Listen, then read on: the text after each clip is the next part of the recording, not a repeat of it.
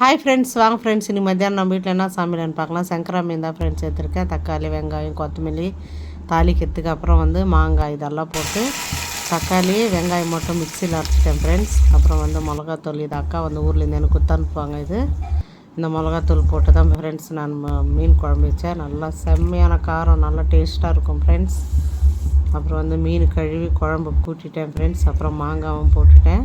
இனிமேல் மாங்காய் season start ஆகிடுச்சு. சாம்பார், காரக்குழம்பு, மீன் குழம்பு எல்லாத்துக்குமே இனிமேல் மாங்காய் தான் ஃப்ரெண்ட்ஸ்.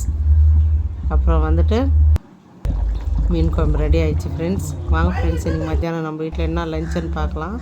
களி தான் ஃப்ரெண்ட்ஸ் செஞ்சுருந்தோம். மீன் குழம்புக்கும் களிக்கும் நல்லாயிருக்கும்.